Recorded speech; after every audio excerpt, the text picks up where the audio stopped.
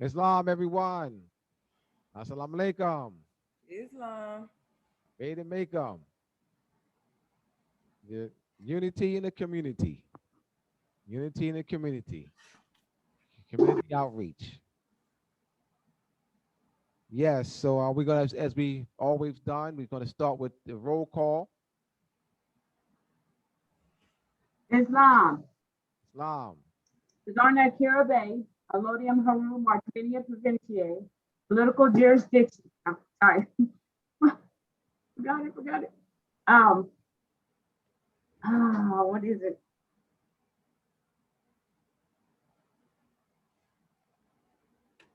All right, all right. We can do the next one. Maria I Demaya should get it Bay. right. You know what? Think on it, sister. Yes, you got to get it right. You got to get it right. Let's go. Maria Demaya Bay. Allodium Haru, Mauritania Provinciae. Political jurisdiction where Colorado operates in Morocco. All Islam. right. All All right, right. I got it. Zarna Kiribati, Allodium Haru, Martinia Provinciae, political jurisdiction for Colorado, operate in Morocco. Long. Islam, Nicole Bay, Allodium Haru, Mauritania Provinciae, political jurisdiction where Colorado operate in Morocco. Islam. Islam. Islam, Noble Ascari L, Alo, Haru, Mauritania Provincia. Oh, shit. You finish it. In the political jurisdiction of Colorado operating in Morocco. Well, your body politic is not in a political jurisdiction of where Colorado operates. Your body politic is in Morocco, where the political jurisdiction Colorado operates. All right. Next. Right now.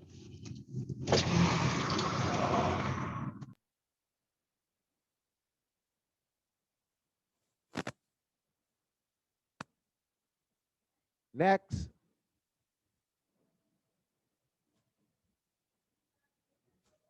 That's yes. That's next. How many we got on? Enough. We need to hear.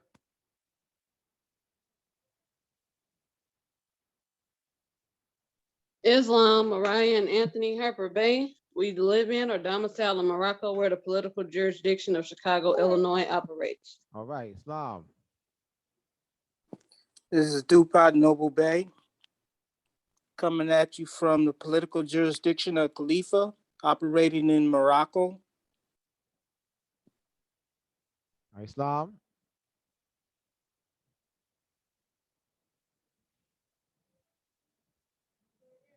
Let's go. Let's go.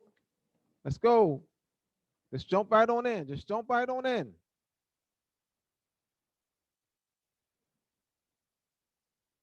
Just jump in.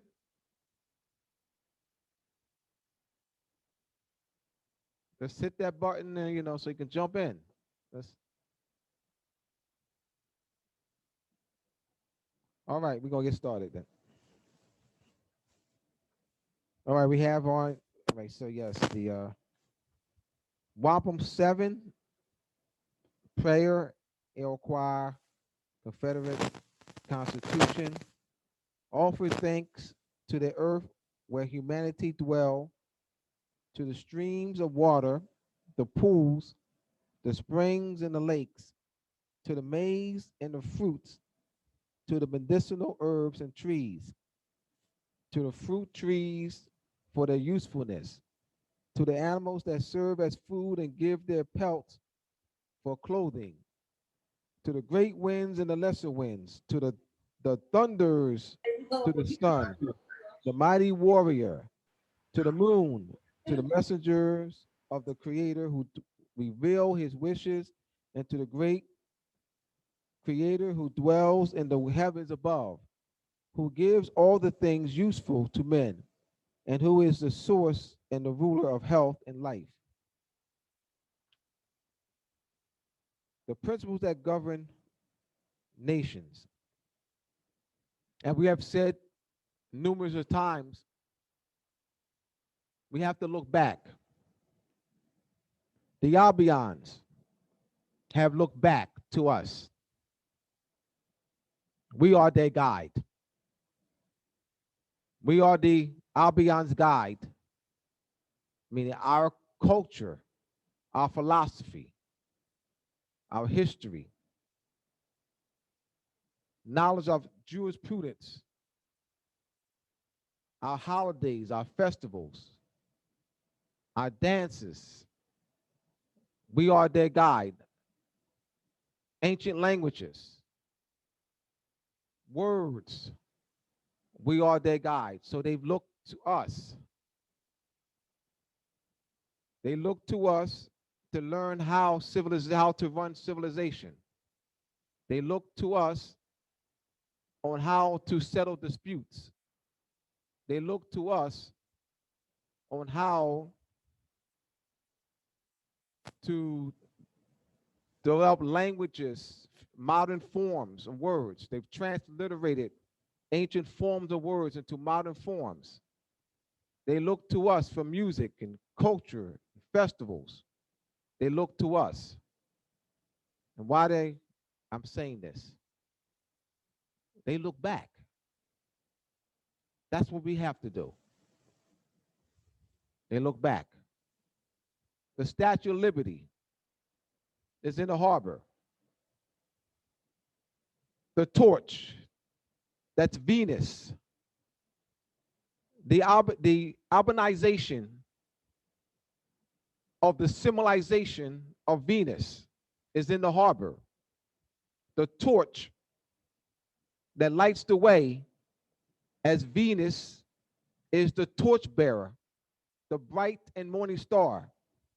There's 260 days where Venus rises before the sun. There's 200, and there's a 52 days, 52. There's a 52-day period between the morning sun, morning star rising for 260 days, then a 52-day period, and there's 260 days where Venus rises after sunset.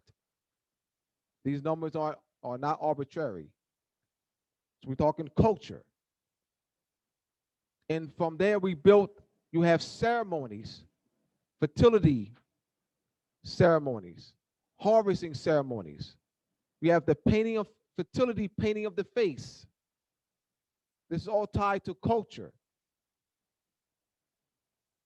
Festivals, holidays, customs.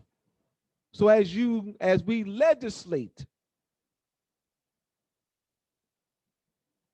this is part of our mindset. This is part of the jurisprudence. This is part of our decision making. This is every aspect of our being. Understanding the divine, the unseen world, and how to be in harmony with the unseen world by seeing the geometrical shapes, the manifestation of the unseen world into the visible world. That compass is square with the G in the middle. This is a conscious act. And every move that we make, the Albions look to us. We are their guide. They're not our guide. We are their guide. They look to us for guidance. In the Midwest, Chicago University, Michigan State University, Indiana, they have rare libraries where they house Sumerian clay tablets, Babylonian clay tablets. They have experts because they're looking back how to improve upon how to settle disputes, because they keep it for themselves, but keep in mind they're looking back to us. They're not guiding us, we guiding them, because it's our culture and our festivals, our jurisprudence, our holidays, our rituals Our rites, rites, ceremonies. Once again, as they look to for guidance. That's what we have to do. To form legitimate government, we have to look back. We have not been looking back. This is why we have this, all this self-appointments and this Moorish movement. Prime Minister this, with no population of people as voters. Grand Sheik this, with no population of people as voters.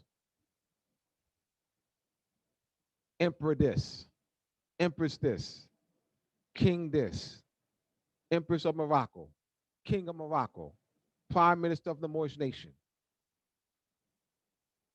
With no population. That's political, so we're not looking back. It's not how ancient civilizations did it. How do Europeans know to do it? Because they look to us. So the principles that govern nations, culture,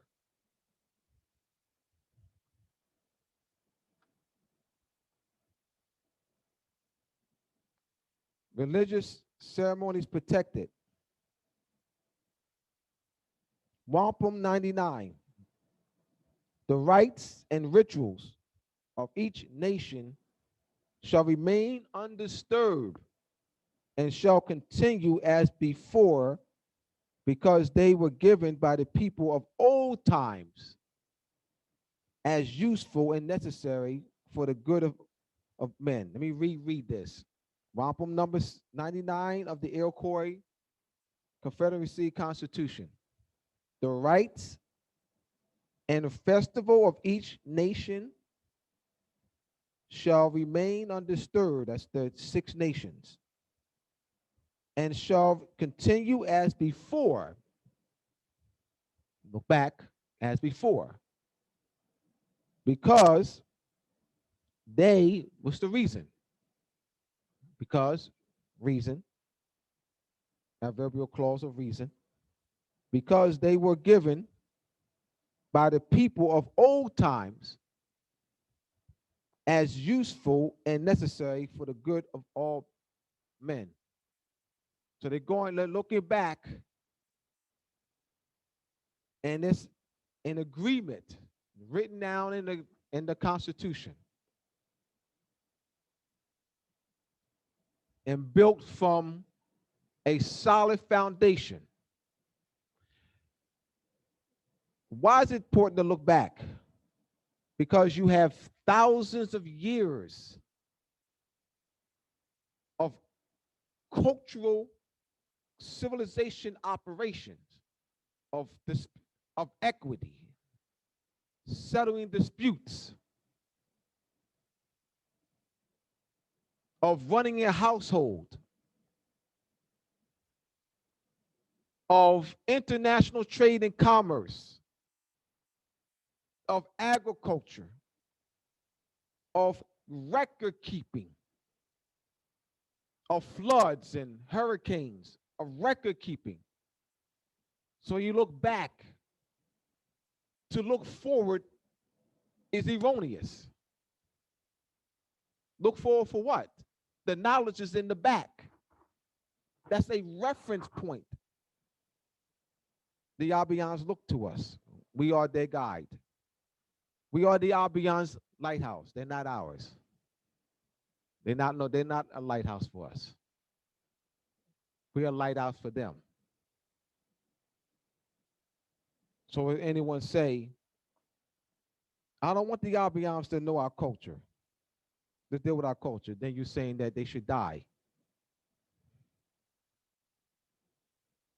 You say they should die.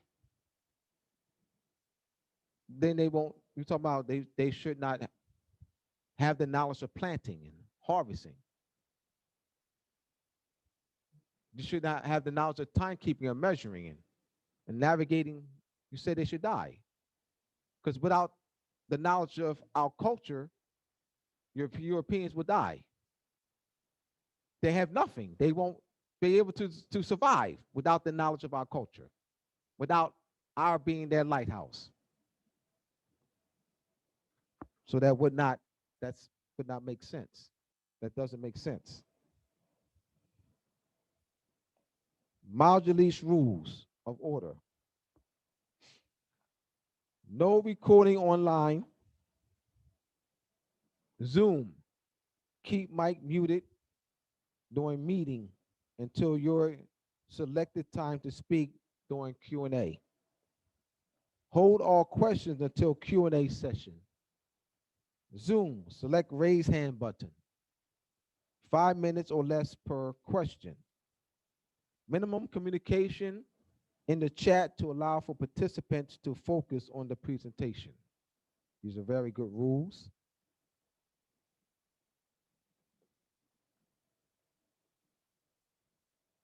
Purpose of Moorish Provincial Constitution and Government Classes. Purpose of Moorish Provincial Constitution and Government Classes. The first order of civilization for the Moors is to restore government in our Moorish communities. Very important. The first order to restore of civilization to restore government in our Moorish communities. To teach the Moors how to create legitimate government and constitutional structures in our Moorish communities. To teach the Moors what kind of government structure that leads the Moors back to ancient government principles. We're saying to the international community, through our actions, through these classes, through the classes held by the Academy of Providence, is that we are stepping up and being responsible and educating our people. We're taking a solid step forward to re-enter and be preparing our people into government structure to re-enter, to be like our ancestors, to re-enter the international community as not as a new state, but as an old and original state. We are being responsible.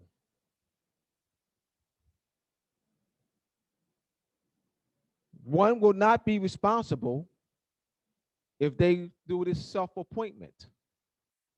One is not responsible if they do not reach out to the community to facilitate a population of people and think they can run government, legitimate government, with 2 or 3 people and say they represent the people.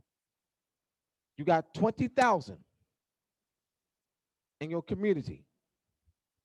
2 or 3 people say they represent the people. You can't make that decision. The people tell you that. The people tell you that you represent them through elections. You don't tell the people you represent them. I don't care if you've been teaching 10, 20, 30 years. You can't tell the people you represent them. Representing the people is they're electing you. That's representing the people. So anyone say, I represent the people, they've been elected. All right? We're talking about a social trust. A social trust. All right. What is the purpose of having provincial government?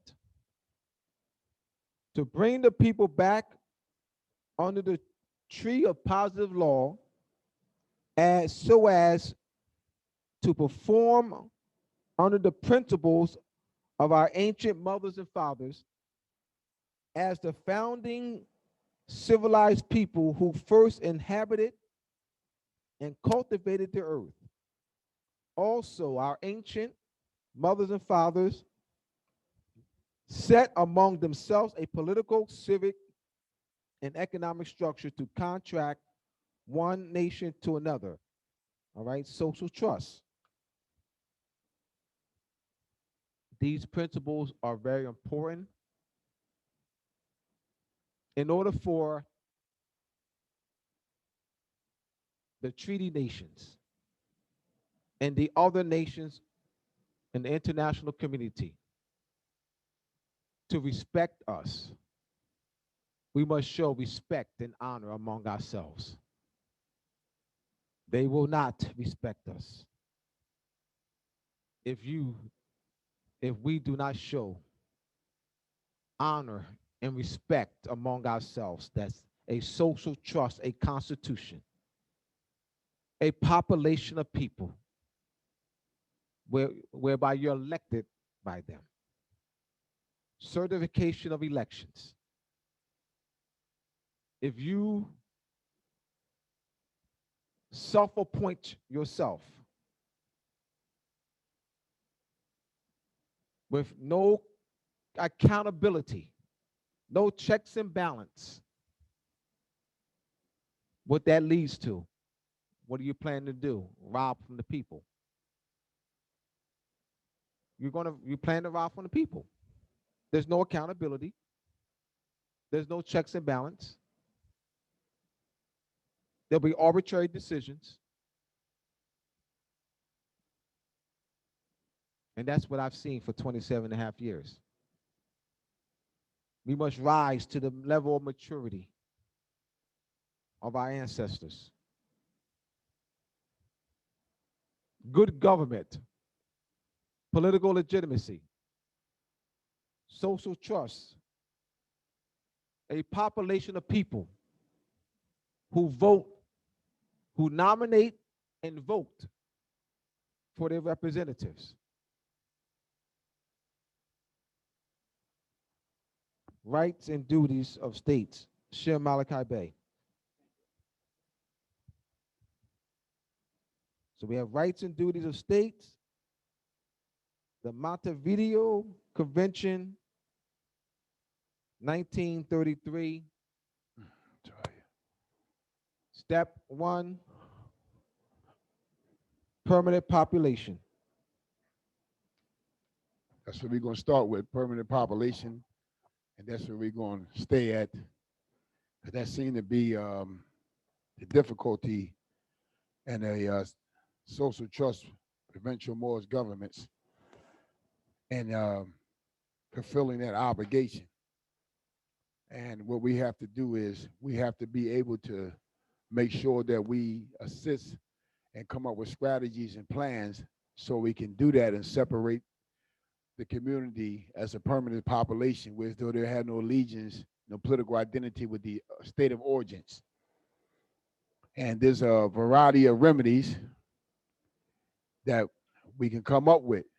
We just have to think, brainstorm, and deal with the social group people in different levels. What I mean, you have Mazes, which I'm setting up to meet with a big Maz community that deal all the way throughout all the continent.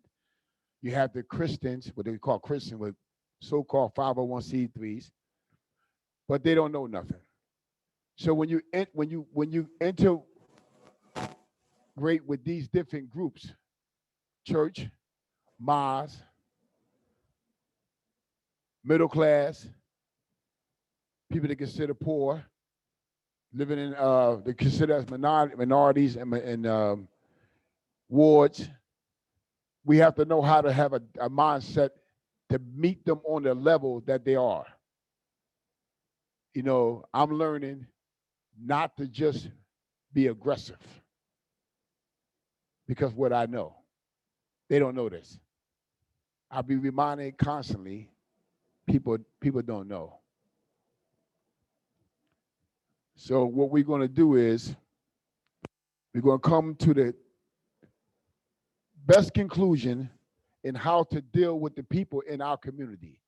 Like I said, let's look at our community as a whole. We're dealing with churches, mosques, store owners, street walkers, junkies. We're dealing with people that live a basic life, work and stuff, who don't even have time to even look at a program. So what do we have to do? We have to look back now and say, how do the foreigners gain our people confidence? I'm learning to look at what works. What are they doing to gain our people confidence? From poor, middle class, church, and mosque. And one thing they do is they provide a service. Financial institutions, the state, the 501cs, all of them provide a service. And I noticed something about a lot of them. A lot of the work that they do are volunteer. So I love what some of the Moorish governments are doing now. They are volunteering their services and their time to meet the people on the level that they're on. Some people won't gather because they ain't got no food. They want a food bank. They want to see food. Some people won't gather because they don't have information to get them out of the bad situation. Oh, I'm back behind on my taxes. They cut my water off. Oh, my electric is messed up. Oh, my floor of my house is messed up. See, oh, look at the community. All they do is throw trash around here. See, these problems can be our strength. They can be our strength. That means there's a need in our community. And we have to volunteer and we have to do something about it. Whether we like it or not, you got to volunteer your time. I told one of the Moorish governors, ecclesiastic body, that brother here, him and the brother in a group, he have a group, and we were just talking, having a conversation. And I say, well, what I look back, I've been seeing when I was growing up, is that when somebody provided free service for the community stuck by them. They assist them and aid them. If they go knock on the door and they say, well, we need this sign out, we're going to do this and that, they work with them. We have to be volunteer. Our people's in a mess. Our community's in a mess. They are letting our people go now. They're tired of them. They don't want to do with them anymore. They let other ethnic groups come in here now and study our people, sit in a boardroom. Please, I know what I'm talking about. They sit in a boardroom, and I observed this for a lot of years. I watched them. They would sit there and study our people and how to draw our people in to their community. Now, what do you mean their community? Because they know the moment you start signing applications, the moment you agree to assist them, they can go back and say that they got an obligation now to help these people. This is what we have to learn how to do. We have to learn how that our people are shortage of food. The shortage of remedies. I mean that the system is just tearing them down, tearing them up, deteriorating them mentally. They don't have money to pay for a lawyer. They need consulting advice.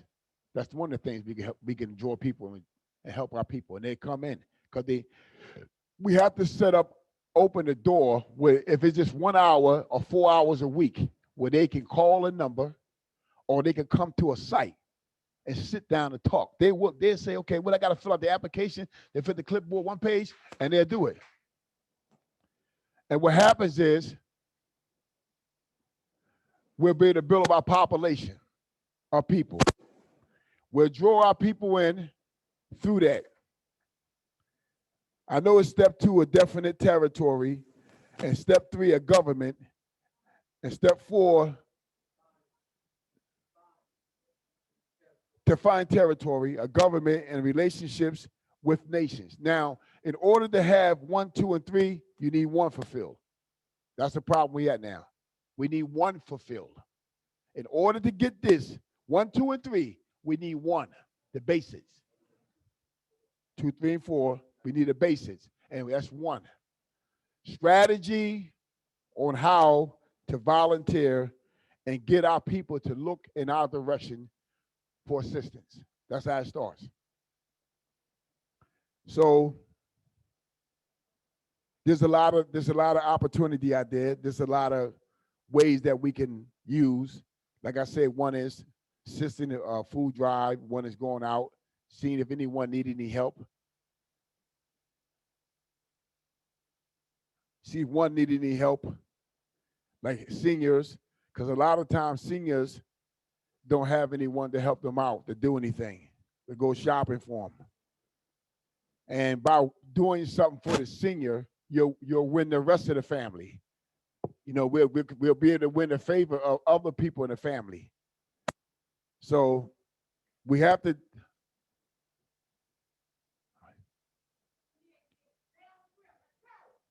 All right, we're gonna go. We're gonna go with the convention on the rights and duty of 1933. Can I get a reader? Oh, we got Omar in the house. Omar, you can go ahead. You up better. We ain't gonna wait around. We got Omar in the house.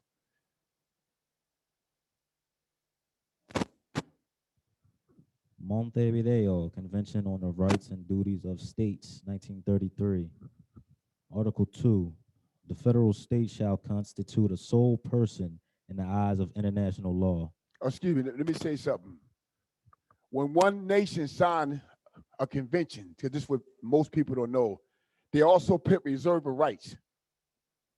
See, you have to look further than the convention. See, the convention can compromise your constitution. That's why nations sign an agreement. They said, but we reserve our right in the Constitution that Article so-and-so, Article so-and-so. Why is that there? Because you don't strip the nation based on this agreement, this contract. See, this is one thing about I learned when I went over these conventions. See, I thank the Most High, the mother who I've been there. When these conventions are written, nations sign a reservation clause, protecting the right under their constitution. Because if they sign this, their sovereignty be overthrown. That's why you have to be careful. Because you'll strip the people of the rights that they got under their constitution. And this will be the only relying document. This could be an interchangeable document, revise, modify, or amend. I just want to bring that to the people's attention. Go ahead, Mara. Article 3. The political existence of the state is independent of recognition by the other states. Even before recognition, the state has the right to defend its integrity and independence, to provide for its conservation and prosperity, and consequently, to organize itself as it sees fit, to legislate upon its interests, administer its services, and to define the jurisdiction and competence of its courts. The exercise of these rights has no other limitation than to exercise of the rights of other states according to international law. Now, let me say something. Moorish consanguinity is impossible to take that away ever. It is irrevocable because it is descent, kinsmanship, heirship. You can never take that away from people unless you make them not conscious to invoke to make that claim. This is why you need you got a question? Oh, this is why it's more important to have a proper population. The word permanent mean, the word permanent mean that it cannot be removed. This is a claim, a stake that's not going to change. What you mean? It goes back traditionally, anciently, and is rooted like a tree come out of the ground or a vine in the ground. They give nutrition to the earth. You can't move it. It's irremovable. That's what makes it permanent, because you are claiming that descent, kinsmanship, heirship. It's a rock, a foundation. It's a cornerstone. It becomes permanent. It becomes permanent when you decide to. This is who I am. This is who I am. This is part of the earth that was left to me, the domicile providence in Morocco. This is my motherland. We agreed that no one else was here when they was here. We agreed that this is an inherent right that can't be removed. and we're going to usurp it and stand on it and not go move. That's a permanent population. And not only that, we don't need nobody making a determination for my house or my kinsmanship or my tribes and clans. We'll do it ourselves. We look back and realize that we was not doing what our ancestors were doing, that we was not fulfilling the obligations and promises they would put on us. By doing that, the rest of the communities in the world say, we agree with you. We can't do nothing but accept you. You already exist. This is something that was handed down to you. We have to become a population. Every nation in the world, when you read a treaty case, a citizen is relying on his government, a population. He claimed to be from a nation, a people. Please hear me. They say that they're from a nation that signed an old treaty. It could be 100 years old, 200 years old. That man and woman are claiming a kinsmanship, descent, and protection of that treaty to their mother, which is that nation where their mother come from.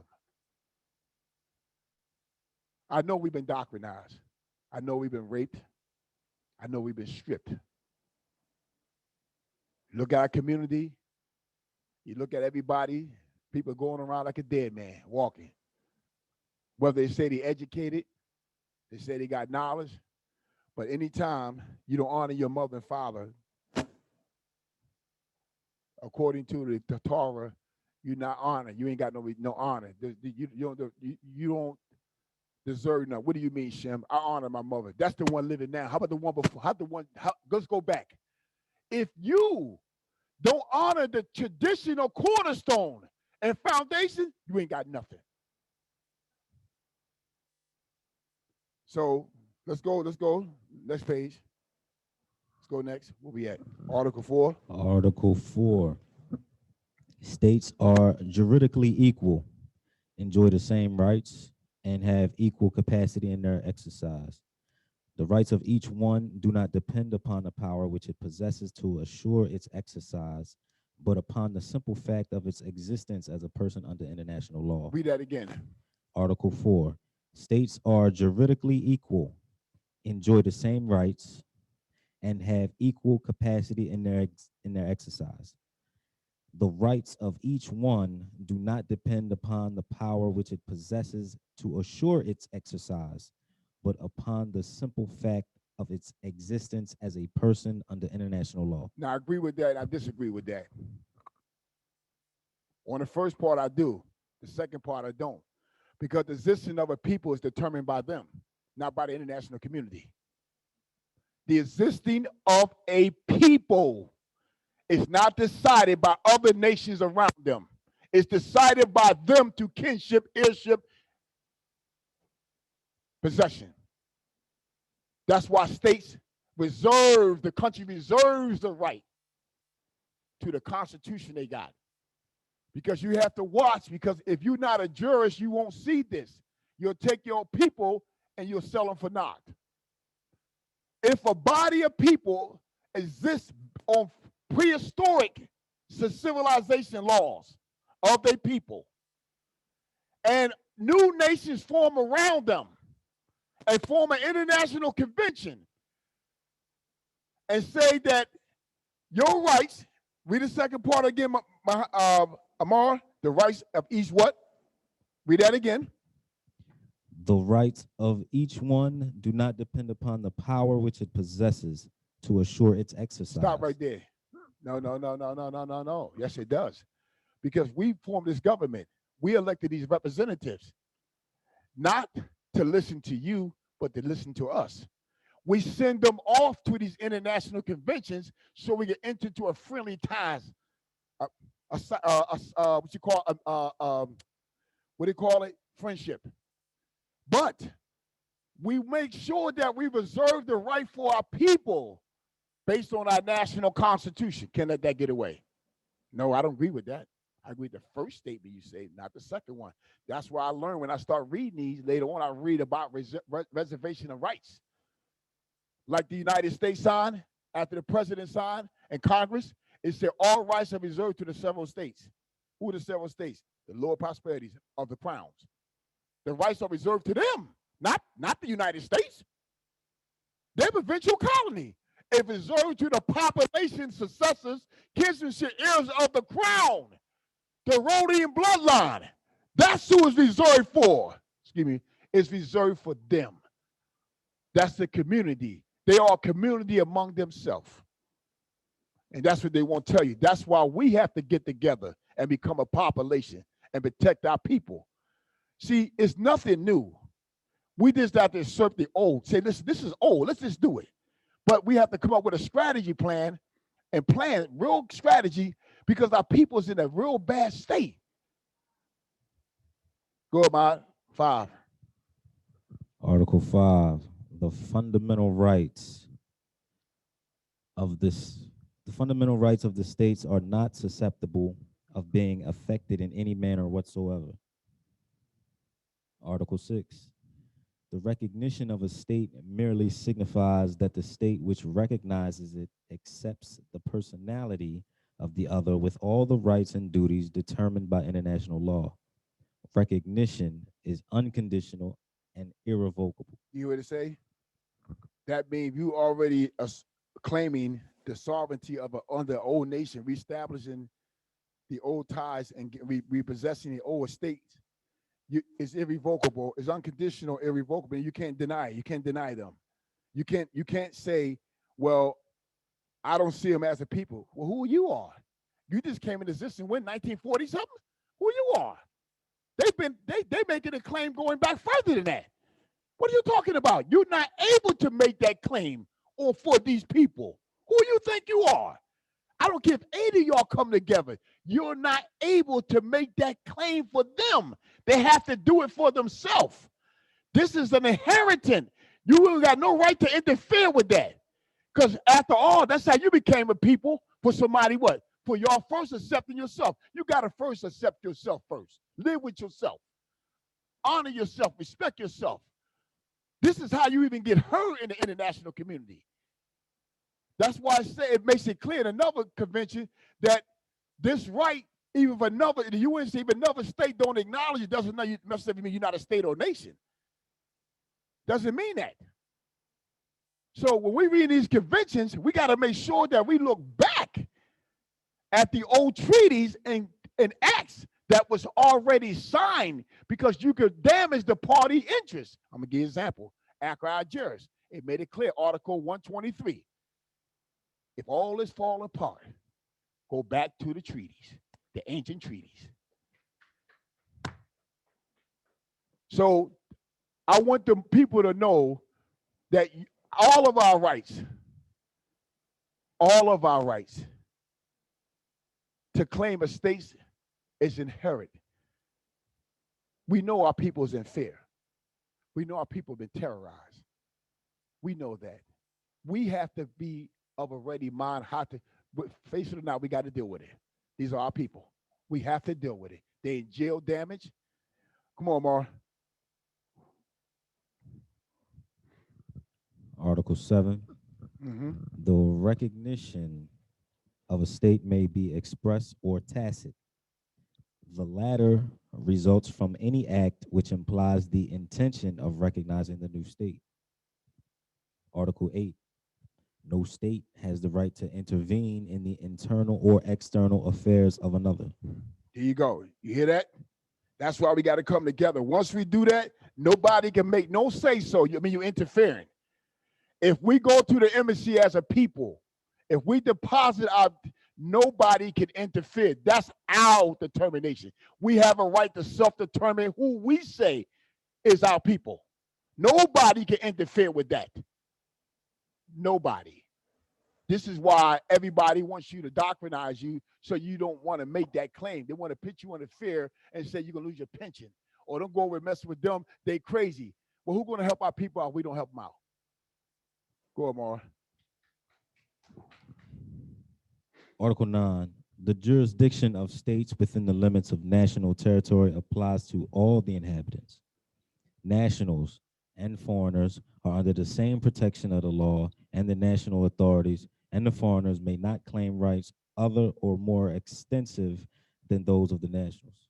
Okay, now see when you read this, when the international community is drafting documents, you have to understand, even the jurists behind this, they're not looking at us as being Moors. Please hear me out. Read that again then. Article 9. Article 9, the jurisdiction of states within the limits of national territory applies to all the inhabitants. Nationals and foreigners are under the same protection of the law, and the national authorities and the foreigners may not claim rights other or more extensive than those of the nationals. Now, let's look at the United States and the Dred Scott decision. They say a Negro or African descent is not a citizen of the United States. United States is signed to this instrument. They signed this instrument knowing full well that we can't be a part, a citizen of them. What are you talking about, Shem? Hypocrisy. Have to be careful. That's why all rights are reserved. Now, here's a national body, a nation. How are you going to tell a foreigner that comes into a personal land that's stateless, a legal alien, that he's protected by your Constitution, and your Constitution don't say nothing about protecting legal aliens? What you just did? You just inject yourself in. You just made a decision arbitrarily in a convention and stripped the person of that right. This is why I say all rights are reserved. When reserved means this doesn't apply pursuant to our Constitution. I mean, this clause, this article, and this thing doesn't apply pursuant to our Constitution. And they know this. They check that. That's why when you go in the community, they go after you. Sam, chair. You right? Oh, so let's go, Omar. Go to 10. Article 10. Article 10. The primary interest of states is the conservation of peace. Differences of any nature which arise between them should be settled by recognized specific methods. Article 11. The contracting states definitely established as the rule of their conduct the precise obligations not to recognize territory. Stop. No, go back to 10, because you missed something. 10. I want them to know how these agreements, other private agreements come in. Go ahead. Article 10. The primary interest of states is the conservation of peace.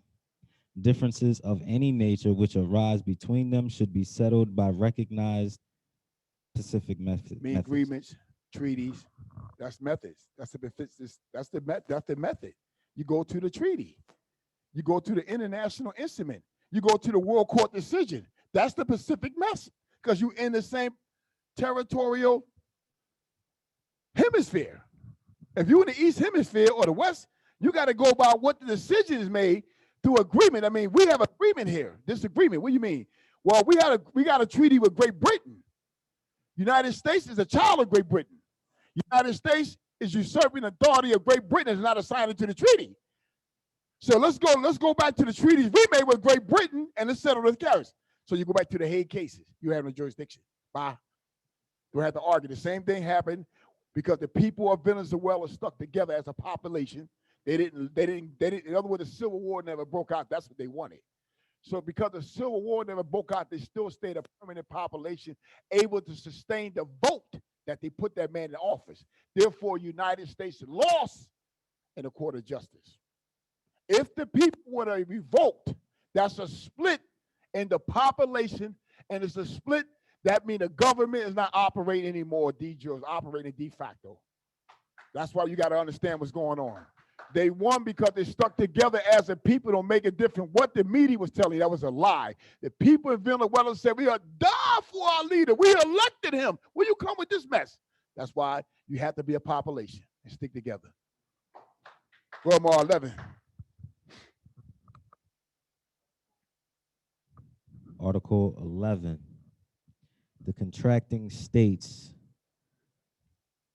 definitively establish the rule of their conduct, the precise obligation not to recognize territorial acquisitions or special advantages which have been obtained by force, whether this consists in the employment of arms, in threatening diplomatic representations, or in any other effective coercive measure. The territory of a state is inviolable and may not be the object of military occupation nor of other measures of force imposed by another state directly or indirectly or for any motive whatever, even temporarily. Now, let me explain what's going on here.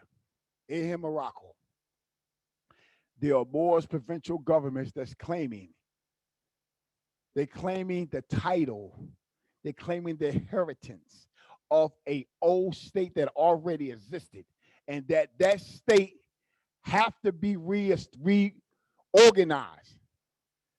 The moment that happens, you cannot threaten their representatives. You cannot invade their territory because it pre-existed before you. You was a state. So now we have to go to the treaty. Who grant who the permission to be here? The Moors wasn't granted to be here. They was already here. So the Moors granted them to be here. That's how you will win. But you only could do that when you are a population of people on the same school of thought. That's when you can achieve that. Article 12, go, Amar. Article 12.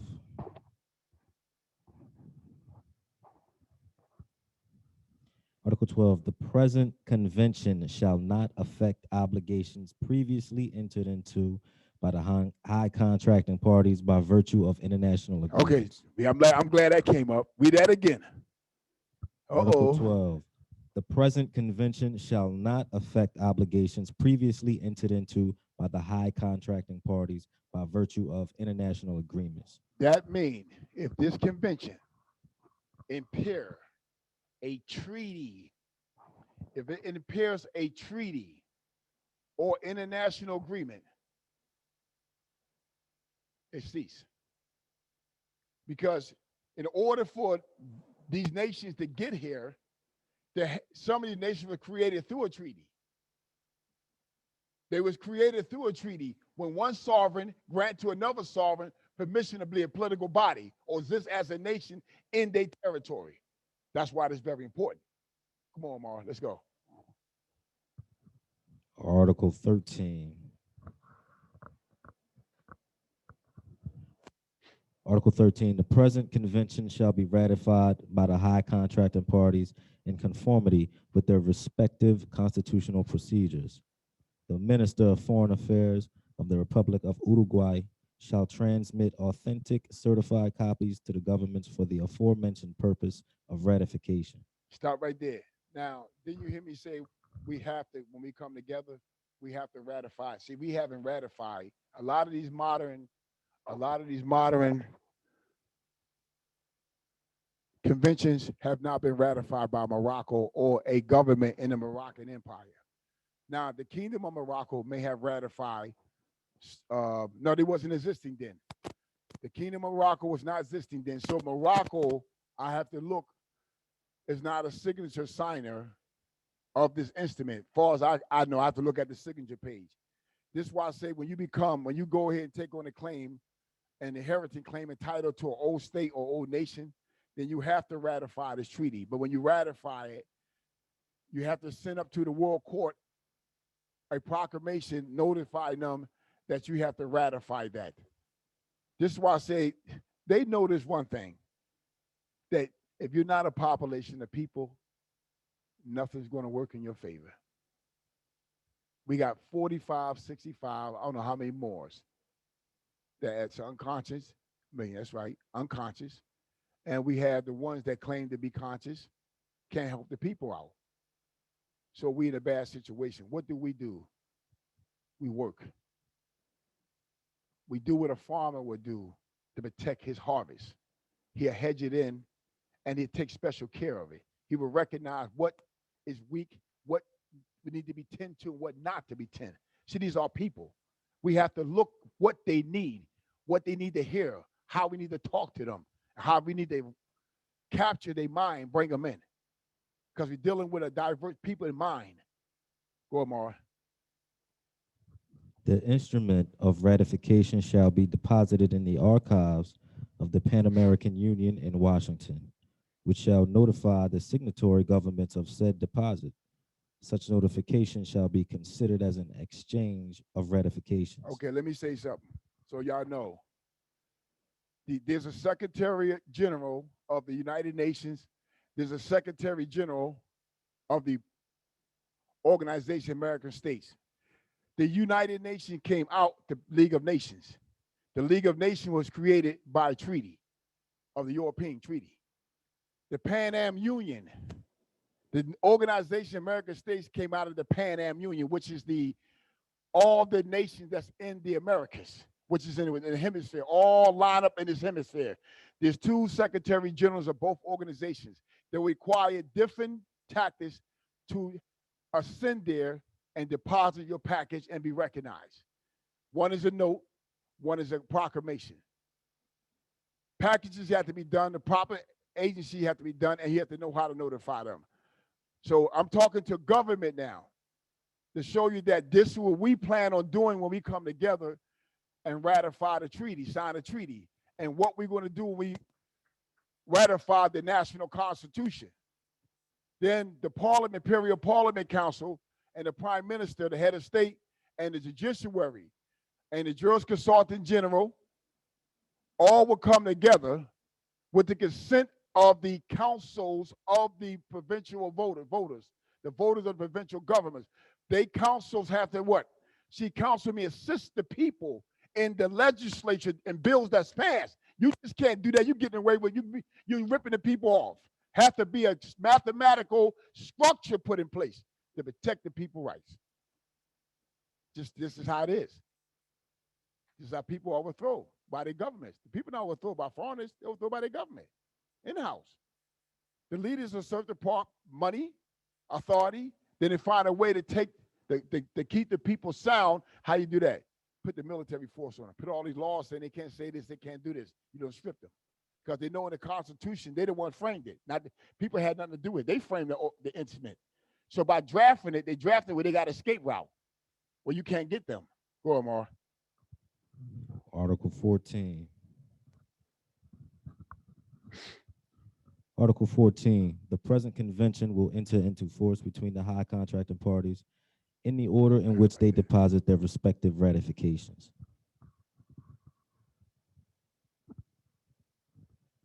Article 15, the present convention shall remain in force indefinitely, but may be denounced by means of 1 year's notice given to the Pan American Union, which shall transmit it to the other signatory governments. After the expiration of this period, the convention shall cease in its effects as regards the party which denounces, but shall remain in effect for the remaining high contracting parties. Now, see, this is why it's very important to be a population of people, because when something becomes a threat to the national sovereignty of a nation, they have a right to withdraw. I'm out of here. Why would you do that? Because they strip your sovereignty. In other words, you're dealing with a land that don't have a great military force, but full of nutritious wealth, minerals. You come together as 12 nations. You decide that we can use that for the world and help our other nations and boost our economy. What gives you the right to intervene in people nation and come in there and cultivate their land and then tell them people to work it and you pay them something and destroy their sovereignty? This is why nations will back out, because they sovereignty become threatened now because they've been putting sanctions and stuff on them to do. They said, we can't do that. That's see, the population of people is everything to a nation. Look at any nation that's surviving. The education system hands down the inheritance through education by notifying them and teaching them these are your rights. See, this is where we come from. This is the struggle of our people. We want to maintain it. We got to do this. It's good for you to be a senator so you can protect the territory of your community. You see that this is education. But come down to us, we left out. We don't get nothing. No, we get apartheid. We get genocide. What you mean, Shem? We get indoctrinated. Oh, this is our right. It only going to kill. It only going to cause cancer over 20 years. Put this in the food. Put the food. Okay, you become a biology. You're killing your people. Oh, yeah, I got a water company. I'm a supervisor. I've been here 40 years. cutting off your people water. We've been brainwashed to operate in their system, but make sure that we keep our people out of that government arena. It's very important as a population of people. We do it. Mar. Article 16. The present convention shall be open for the adherence and accession of the states which are not signatories. The corresponding instruments shall be deposited in the archives of the Pan American Union, which shall communicate them to the other high contracting parties. So that's our plan. We're not a signature to this. So when we we get everything established, diplomatic ties, and we deposit our instruments. We're going to become in a signatory power, and we're going to have to reserve our rights in the national constitution.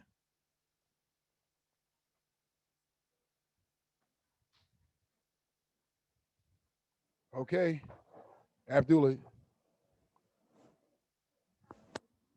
All right, yes. The kickoff campaign. If not me, then who? If not now, then when? Let's unite. Yes, we have the kickoff campaign, and well, actually July 21st town hall meeting. Town hall meeting next next Wednesday. Next Wednesday we'll have the town hall meeting, and that will kick off the community and the unity campaign.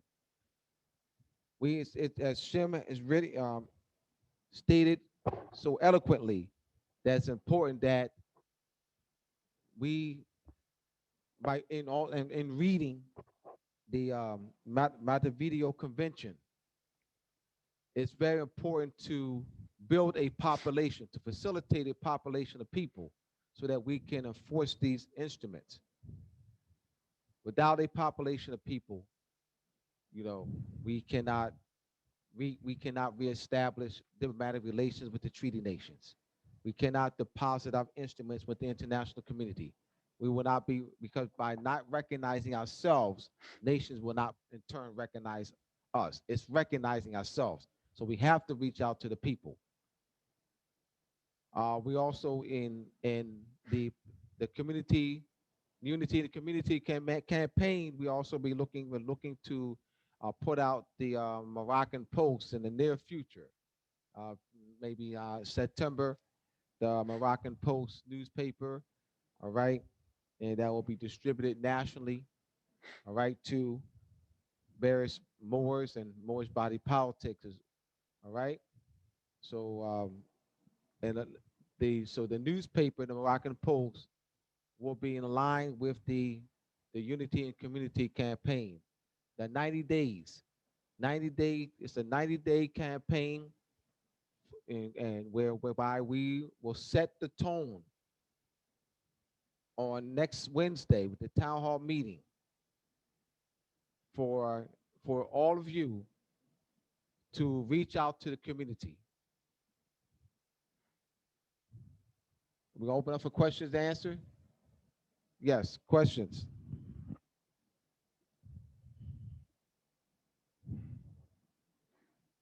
Questions.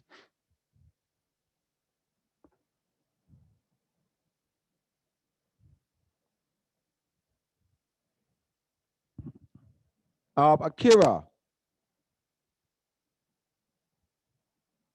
Zacharias. Islam. Islam. All right. So I want y'all to talk about what you've been doing. All right. Okay. All right. Out in this community and the food drive and all that. Yes.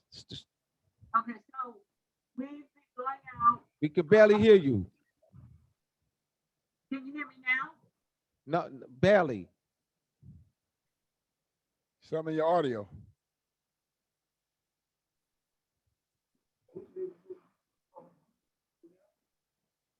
Yeah, it's way up. Can you hear me now? Yes.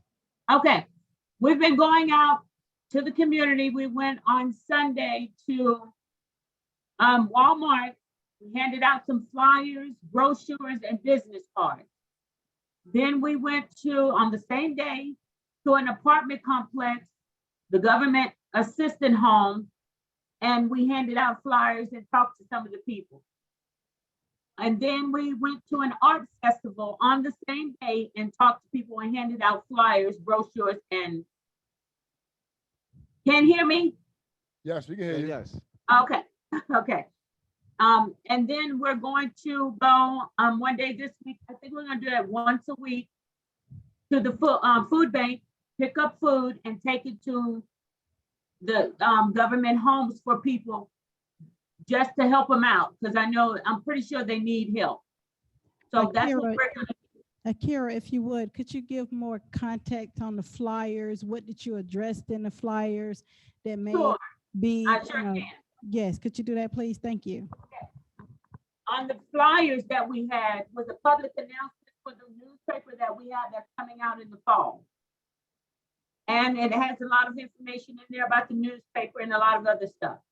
We also have a brochure that it tells about us, and it has a lot of the stuff in there about, how would I explain that?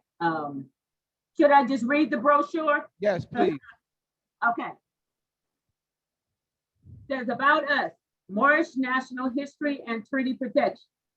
We, the people of the Allodium Haru Mauritania Provinciae, is exercising our inherited sovereign power to assemble, have formed a Moorish body politic in this Moorish territory to restore the national political status and political allegiance principles of the people and bring them under Moorish treaty and international law protection. The well-settled approach of restoring the national political status to a people who have been deprived of the knowledge of their nationality, birthright, history, cultural, and philosophy must be implemented in order to reestablish diplomatic relations with the treaty nations and the other nations of the world.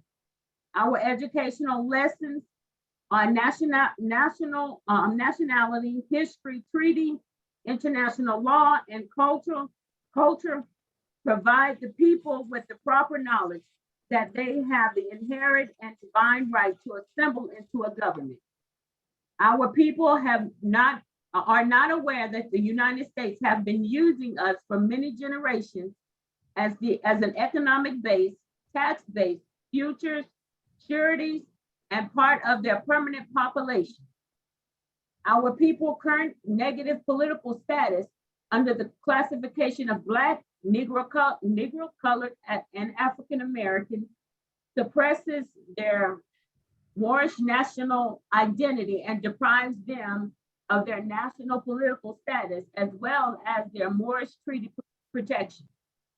By assembling the Moors in this territory into a permanent population of voters will set the proper standards for political legitimacy. Moorish government based on political legitimacy and the consent of the people in this territory will enable Allodium Haru Mauritanian Provinciae to effectively address the issues that the European nations have manipulated to create massive economic, political, social, and cultural mental damage on our people for centuries. Mass denationalization, mass incarceration, genocide, apartheid, crimes against humanity. Revision to sovereignty and the establishment of a Moorish national government. The Allodium Haru Mauritanian Provinciae is part of a network of other Moorish body politics that will be uniting into one central governing body. The national political unity among the Moors will give us the political legitimacy to reestablish our diplomatic ties with the treaty nations and to deposit our national constitution into the registry of the international community. This political unity will also position us in the international community to restore the political recognition and protection for the Moorish throughout North America. Islam. I love that. Oh my God, Akira, Yes. that I was love that. beautiful. You know, Yes. I done dropped a Yes. tear. Yes. That was beautiful. That was Great job, sister. beautiful. Great. Sister, I mean, I think that could be a segue for everyone to write in a Yes. brochure. Absolutely. Yes. I love that. I love Definitely. it. I love it. Anyone else? Anyone else got a question or have something? Islam. I just wanted to say that was beautiful. This sister Shatina Gradiel. But will this be a template for others possibly? It wouldn't hurt. Akira, Akira, are you open to sharing that language so everyone can just be on one Yes. accord? Yes, I want everybody. We want everybody. but Mike, we can't hear you, Akira. Something. What's going on? Yeah, you breaking up. You breaking up. I wasn't able to get it on my speaker, so I'm gonna try to talk as loud as I possibly can. What's Can you hear we me? can't hear you. Well, Akira, if you will, you can email the document over to me. And we have incurred some problems. I don't know what's going on with Proton Mail, but when we attempted to do a group mail out, it shut down our email exchange for about 4 hours. So what I'm gonna have to do is break up that group into smaller segments, maybe 10. We have quite a few. So I'm gonna have to break it up, but Kira, if you would like, you can email the document to me and then I'll send it out to everyone that's registered on the email exchange for the Moorish Body Politics. Can you hear me? We can hear you. Okay, I'm gonna put my email in the chat, and they can also send me their information, and I can send it out to them as well. Oh, that'd be great.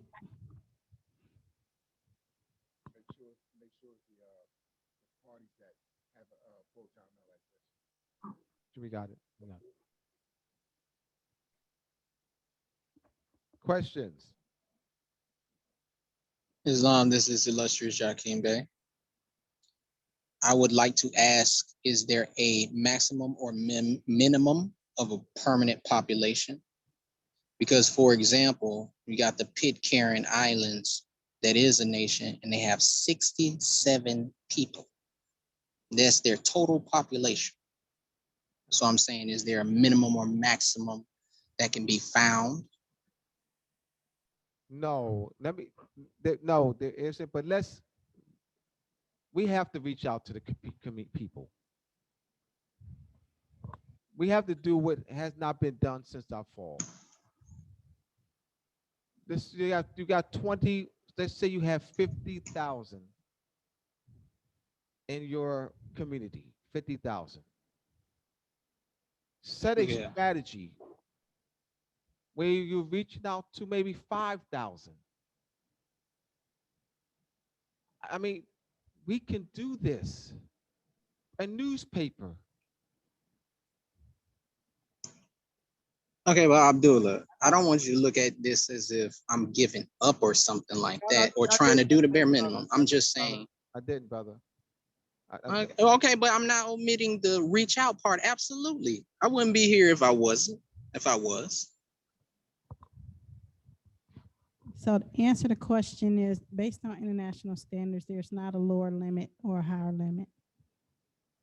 So the answer to the question is no. Okay, thank you. You got a community of 50,000 and you got 25 out of 50,000. The 25 out of 50,000 can establish a newspaper with 100,000 copies to reach out to the 50,000. I'm staying on this 27 years and half years of observation. This is why I'm staying on this. My 27 and a half years of observation, dealing with many Moors, conscious Moors, unconscious Moors, you name it. I've been very involved. is Moors become complacent. You got 50,000, reach out to them all. You got 100,000, reach out to them all.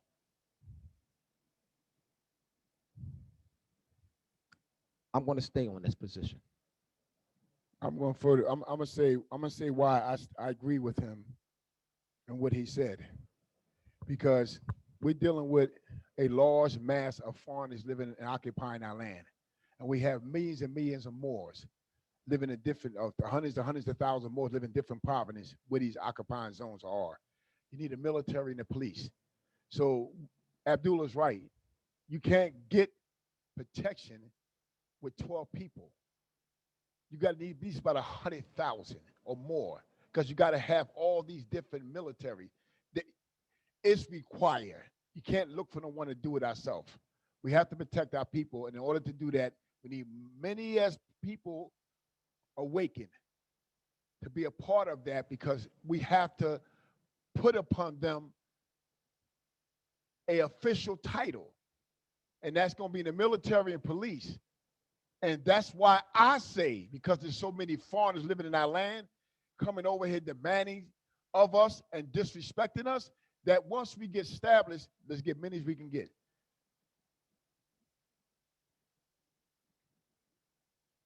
Any other questions? Thank you, Jakeem.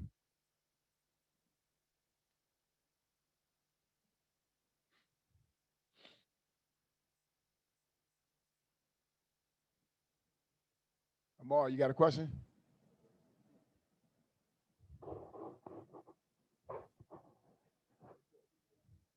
Yeah, I got a question. Yes. Yeah, I asked this question before. Since there's an existing Moroccan government in Africa, do we have permission to establish a Moroccan government here in America? I really didn't get a clear answer on that the last time I asked. Okay, if I'm going to answer this, but let me answer it according to facts. Let me look back and first and see how they became a state. I'm not just going to say something now and satisfy you. If I look back and show you how they became a state, and that's evidence, that's to validate. This is how you have to validate stuff to get participation, to get a national identity. Now, let me break it down with them. They are the French citizens that wanted to be that claimed the doctrine of Mohammedanism. They claim to be following the doctrine of Mohammedanism. There's nowhere in the treaty and anything that I read, the Constitution, that they consider themselves of the Moorish consanguinity. It talks about the doctrine of Mohammedanism. They made a pledge that based on a seer and based on us claiming a seer who claims to be part of a Moorish paradigm, nation, empire. We want this land as a population to ourselves to self-govern ourselves based on the Prophet Muhammad. They started in the 40s, 20s with the nationalists opposing the French and Spanish government, what led to them being recognized as a state. Hear me out. It never says state in Africa. Never says state in what you call the Chaldean land, Asia. Never says state in the Phoenician land. Never says state in Europe. It say the kingdom of Morocco. That means that kingdom is of us over here. So what they did is claim to be a population based on a seer and create a constitution and made it clear to every nation in the world that nobody gonna govern us and tell us what to do and make decisions for us, to make laws for us and tell us how to discriminate our boundaries, but us. And then after they did that, was convinced as all the membership of a population of voters, then they came and took the political jurisdiction and said, this is ours by possession through the prophet. Now, France and Spain had to meet with them because that's a pre-existing right before France was even formed. That's how they became a kingdom. That's why we need to, under consanguinity, come together, form a population to have a political identity in Morocco or of Morocco, like they did. I hope I answered your question. All right. Yes, we're gonna be putting out the Moroccan Post. Oh, let's see if this question is answered. I want to Your make question. Your that, question answered, brother. Your question answered, brother. Partly.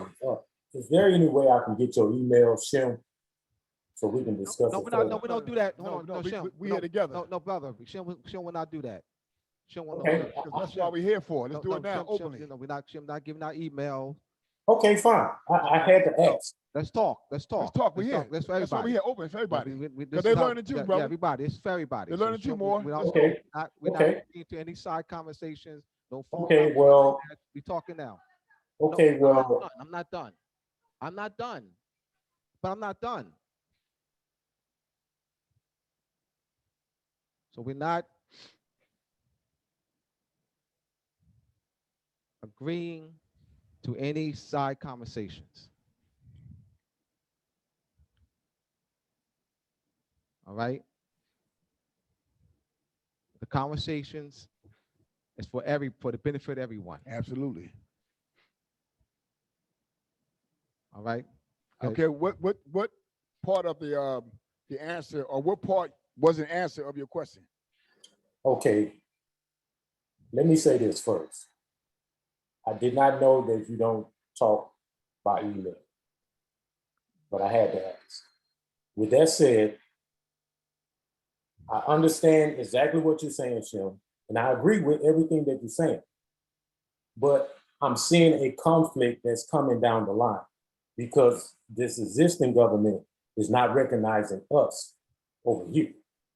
So there's going to be a conflict coming down the line. Am I correct on that? No, hold on. There's no conflict. No, there's not going to be a conflict. First of all, they don't have to recognize us because we haven't recognized ourselves yet. You do understand this, right? Right. I understand that. Let's stop. Let me say something. Let me finish.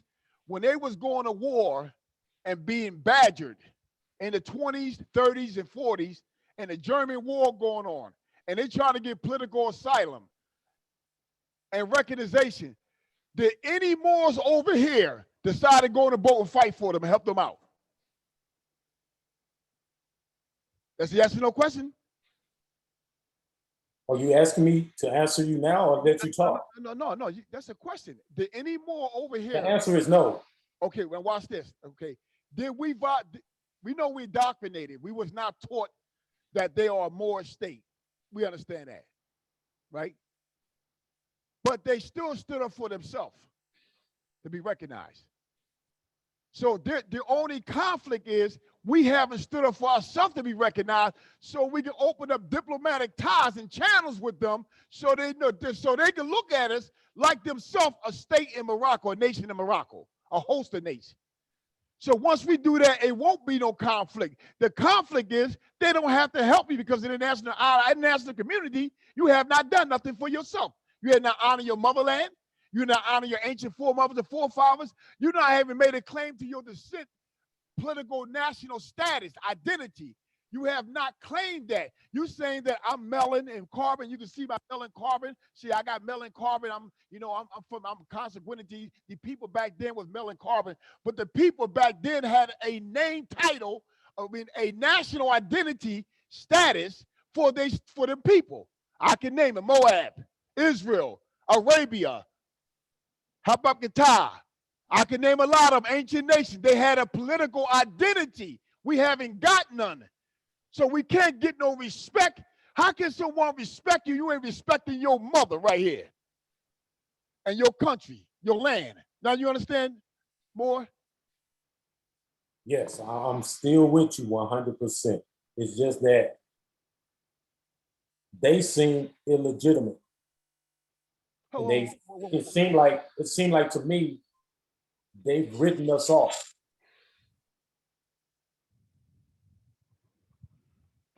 Let me say something. Okay, Or hold no, on, no, no, no, Shem. no, We're tell- gonna, no, no, tell- let no, me I'm say gonna something. ask them something. We just want to, okay, you said they appear illegitimate, correct? And they wrote us off. Yeah, Quentin L., you said they yeah, appear. that's what I said. Okay, no, we're gonna Who's go through talking? the, Who's we're gonna talking? go Shem through or the you? questions. We're just gonna go through the questions so we can make sure we address them properly. Yes. You said they appear illegitimate, correct? Right. And you said it appears that they are ripping us off. Was that the second part? No, not ripping us off, but written us off. Written us off. Okay, so let's address the first one. They appear illegitimate. Let's go over illegitimacy and legitimacy as a state, and that's what we just talked about today. We talked about, I'm gonna share the screen because we got to stay on we got to take the feelings and emotions and the theatrical out of it. We got to He stay said on the word appear too. right. I know The that. word appear. We got to stay on rights and duties of a state. They have obtained their statehood that through the methods that we went over tonight. They defined a permanent population. They defined a territory. They created their government. Even the first part, they had the protection of the French protectorate, and then they did not want the protection of the French protectorate, and they denounced the French protectorate because they had already met the criteria of how to govern themselves, and now they became created relations with other nations. So based off international law, does that fit the criteria of them being legitimate or being illegitimate?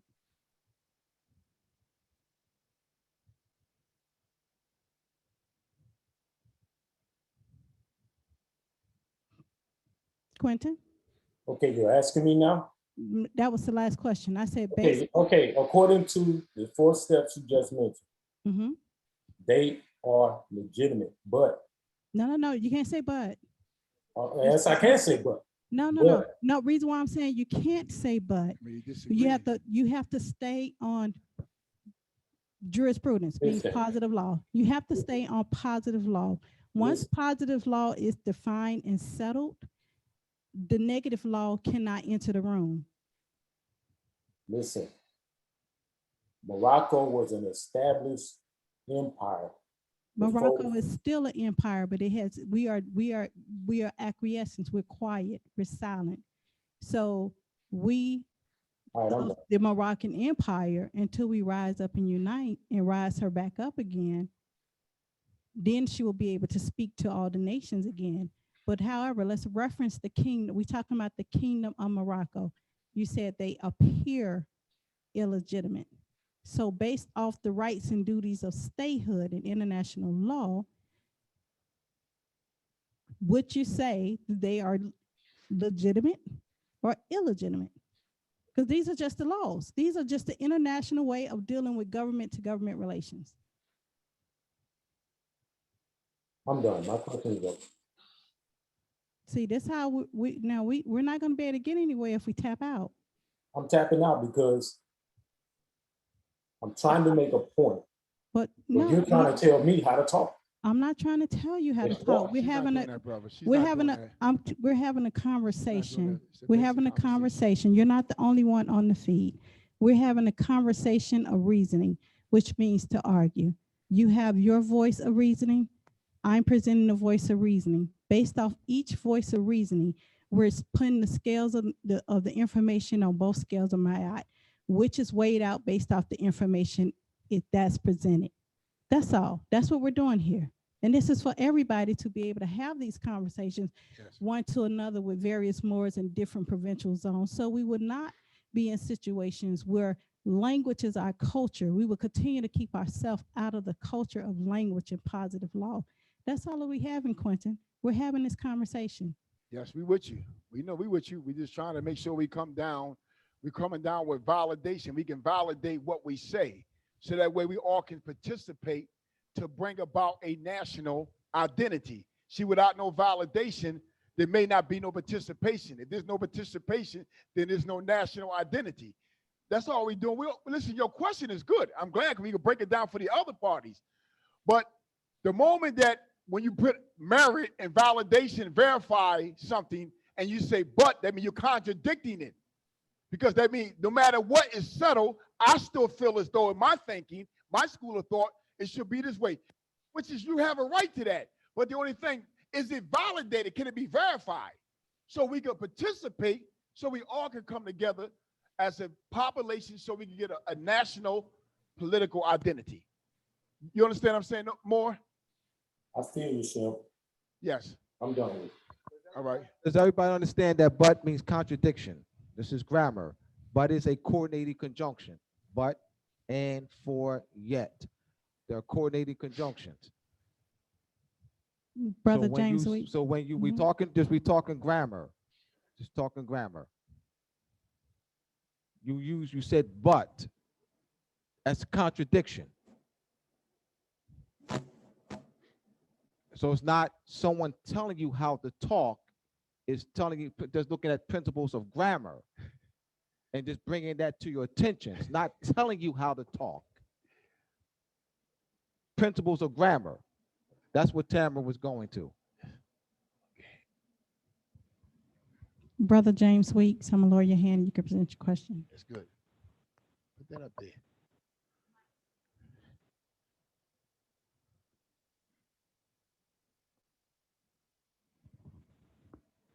Brother James Weeks, we can't hear you. I'm sorry, I was talking, I was on mute. I apologize. Islam to the Kinsman. There was one part of the question from my good brother Quentin that we didn't address yet. If I heard the question correctly, there was a portion of his question that said there may be a potential conflict because we didn't ask permission. And I was hoping that someone would speak to that, because what I heard in terms of Shem sharing some background with respect to those French citizens who very well may be in the bloodline. They didn't claim it in their constitution, but they invoked their divine preference to the piety and deity of our foremothers and forefathers. That's honorable, because we need to do the same thing. But my question is, with respect to the concept in the question of asking someone permission versus standing on our inherent right and invoking our divine right that's in our blood. So with respect to that, did anyone else hear what I heard? And if so, if you could speak on that.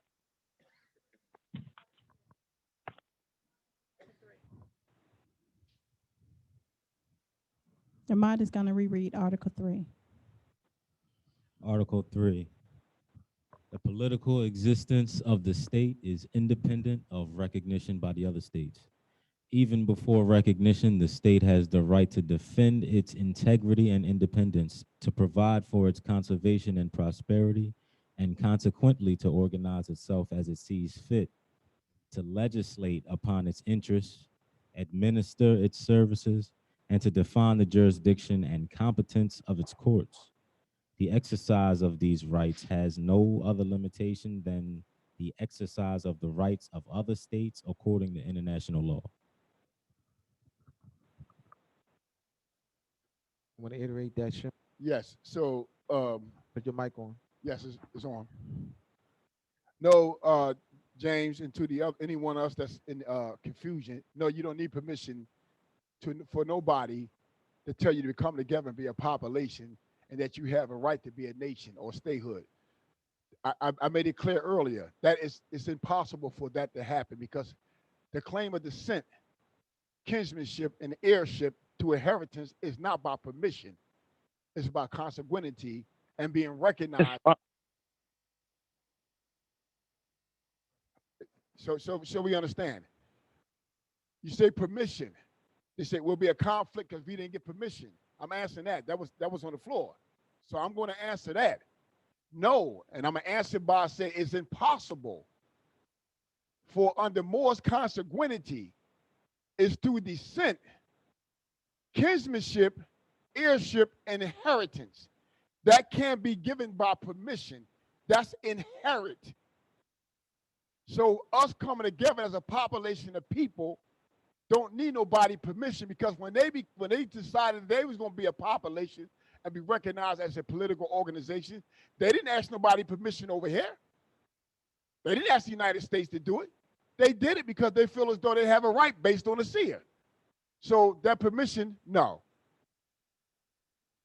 Any other questions? What I'm sensing here, let me go to what I'm sensing here. It's a lack of confidence here. I'm sensing a lack of confidence. You know, I'm sensing some people being discouraged. We have to go out to the community.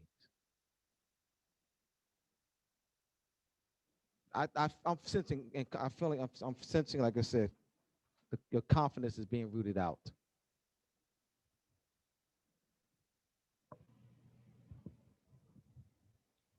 iPhone, I'm gonna lower your hand and you can present your question.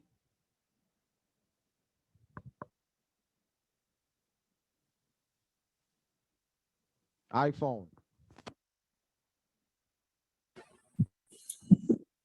Hello, can you hear me? Yes.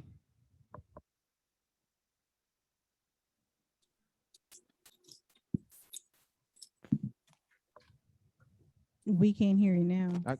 Yes, we heard you 10 seconds ago.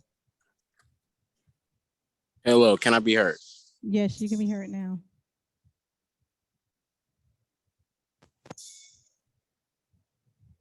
What's going on? Can't hear you. Your mic went out again. I'm sorry, can you hear me now? Yes, we can hear you. Okay, forgive me. My question was, it was related to a gentleman's question before in relation to Morocco and in relationship to Morocco here in America, because there's a great misunderstanding still, or this lack of knowledge on the existing Morocco over there and this being Morocco even before that was Morocco over on that side. And even now in conflict when we're in court or when we're talking to different officials and we're referring to Morocco, they are looking at it as if we're talking about Morocco on that side of the ocean and not Morocco, the land that we're standing on.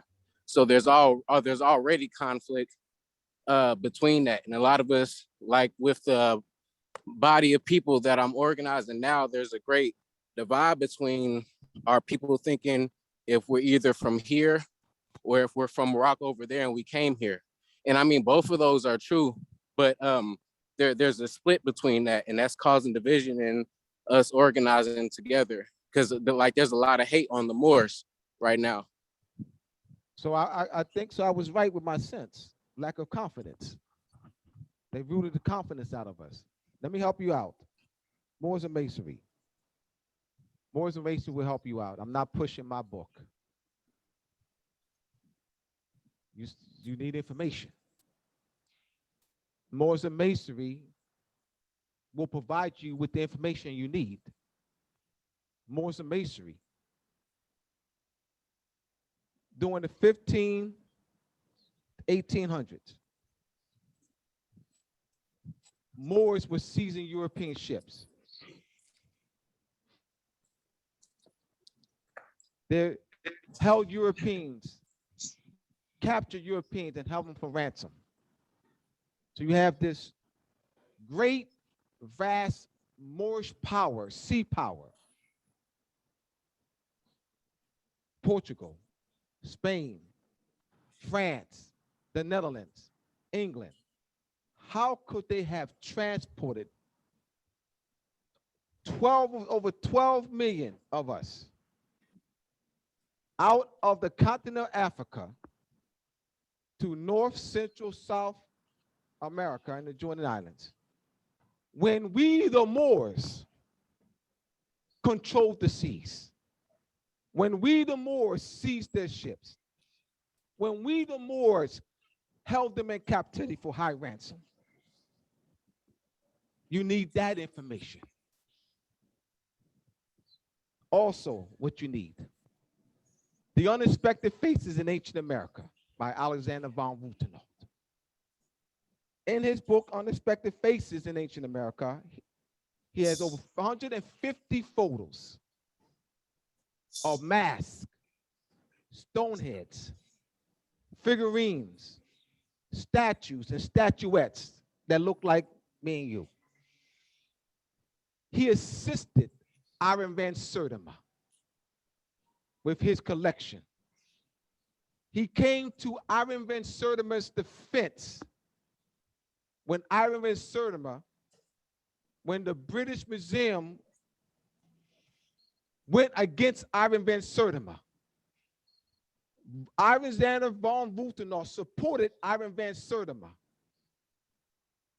because Iron Van Sertima book, we came before Columbus. It's claimed. His support was Alexander von Wutenau. Also, Ancient America magazine. Frank Joseph, I've spoke to back in 1998. Ancient America, these are Albions, have done, they used to have conferences out in the Midwest in the 90s and early 2000s. They've done extensive research on our ancient presence and copper mines. So you need information. Moors and Masonry, Unexpected Faces in Ancient America, Stoneheads. You have to show those in which you're in conflict information. This is why I'm saying Moors and Masonry, because that's information. Ancient America magazine. They came before Columbus. Unexpected Faces in Ancient America. Barry Fell's book, America BC. You need information. That's all. Abdullah, what makes you confident, Abdullah? I'm glad you asked. What makes you confident, Abdullah, that you can speak so confidently that this is the Moroccan Empire, Abdullah? What makes you confident, Abdullah? Information.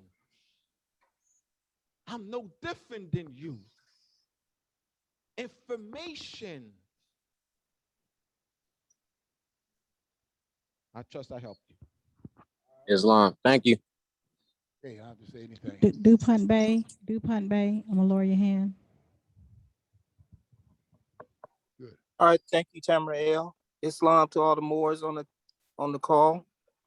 I would like to get clarity on the Dred Scott versus 14th Amendment. Complete clarity on that subject. Yep. And I yield the floor for the answer.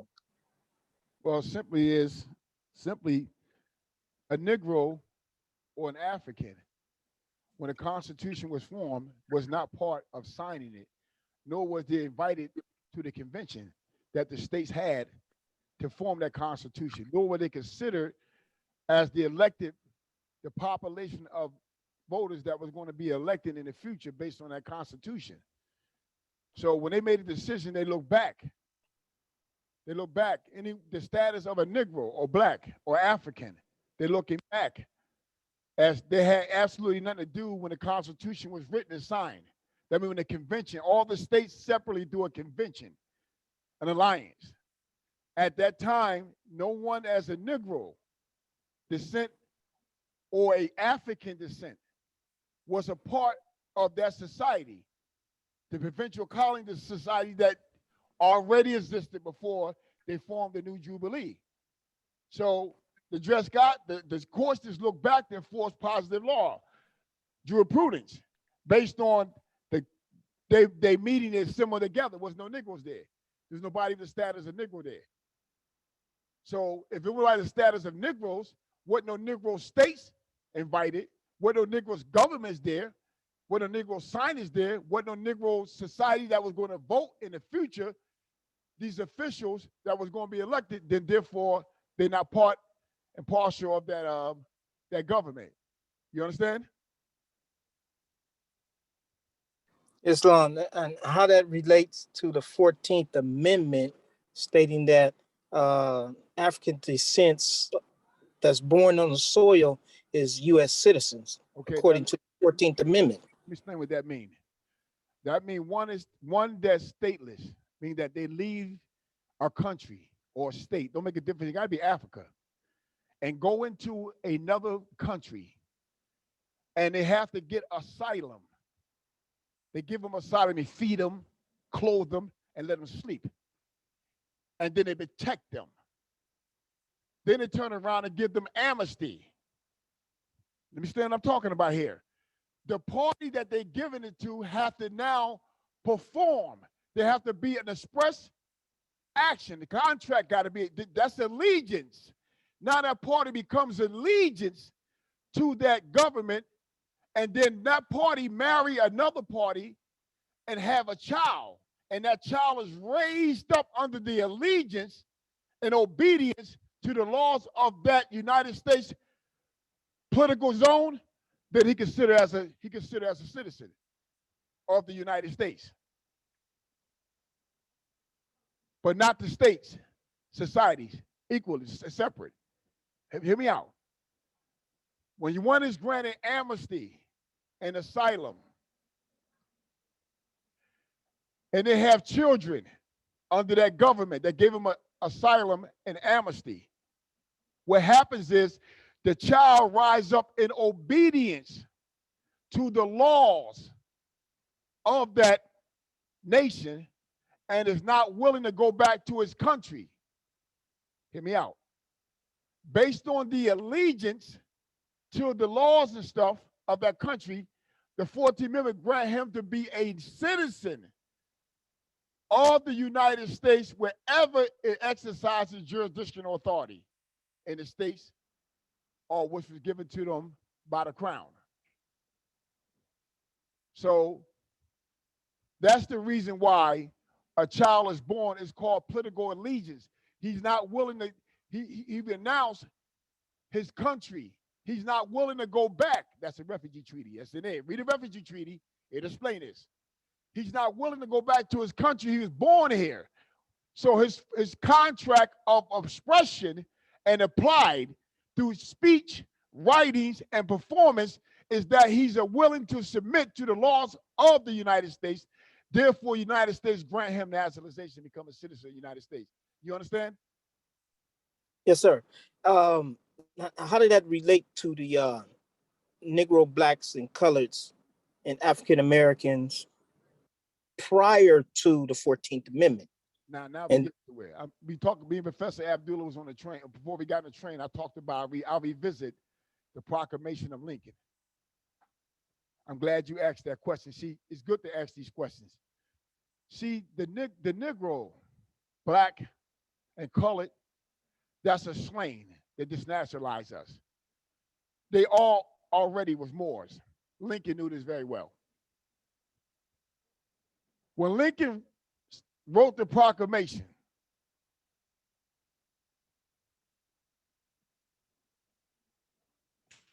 when Lincoln wrote the proclamation, what Lincoln did was he was faced with a problem here. The Negro, which is an African too that was already here, the Moor, was being put in servitude. His estates was being confiscated. Their towns and counties were being taken, destroyed. So what Lincoln did was the executive office, when a treaty is, when the people that's protected by a treaty, we're not protected by the Constitution. We was protected by the treaty. The treaty was being violated. As the executive branch officer, head of state, he filed a proclamation and executive order and made it clear that the Negro is free. He wasn't giving you any freedom. He was just enforcing the right the Negro had before previously that they took away from him. That's all he was doing. He had to do that because the Negro is a Moor. His land is being taken. He be denationalized through title of name, nobility taken away. What's going on? Treaties are violated, not the Constitution, the treaties. He's the executive office. It's his job to enforce a signed treaty to protect the nationals of their government, who his government's taking their land away from him. That's why he signed a proclamation. You understand what I'm saying, nobles? I have to explain it to you that way, so you get the full meaning of it. Islam. And that's why the 13th, 14th, and 15th Amendment does not apply to us. Thank you very much, sir. Go to the proclamation. Remember that. He's the executive officer. The executive branch enforce what? Agreements and treaties that's already signed. Once they get broken, he has to do an executive order and bring the Congress under obedience, because they are passing legislator taking away the rights of the treaty.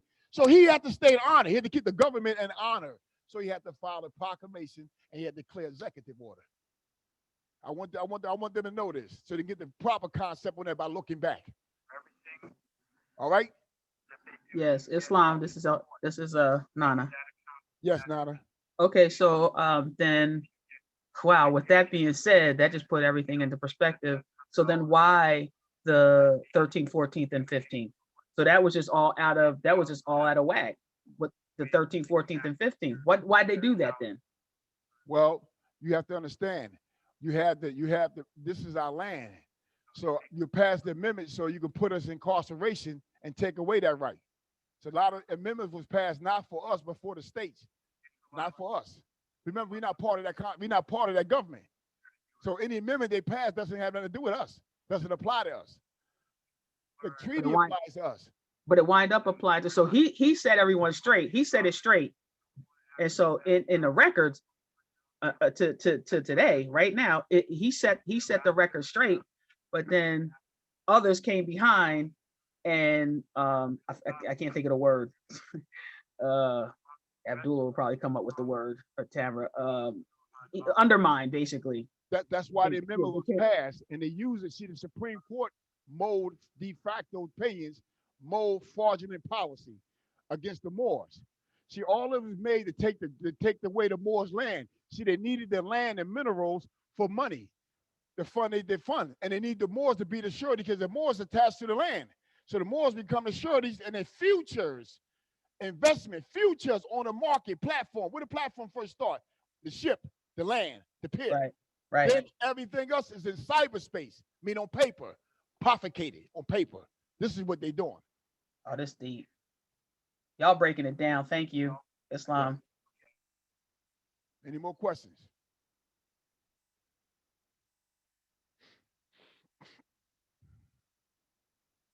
Come on. See, these questions are very important. Okay. All right. Well, I'll keep it going. So then the Albion then is wearing all of this, to today.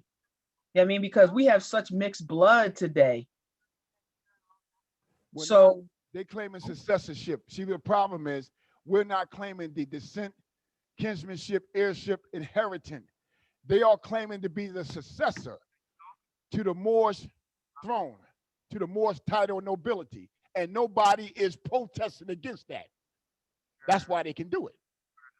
They claiming to be the successor. We in place of these people. Put a curtain over hide them. We in thought. They're not saying it out their mouth. Look through the actions they doing. Right. Look what they grabbing to hold on to. Moorish, our Moorish history, our Moorish literature, our Moorish structure. They don't have to say it. It's evidence to be seen. Once the scales come off your eyes. See what they did was, you ever seen in the old days? They take a hot iron and they put it in your eye. And they put in your eye because they want you to see to kill them, so they know you're mad, so they hurt you. You're blind. You can't do nothing. Somebody lead you along the way.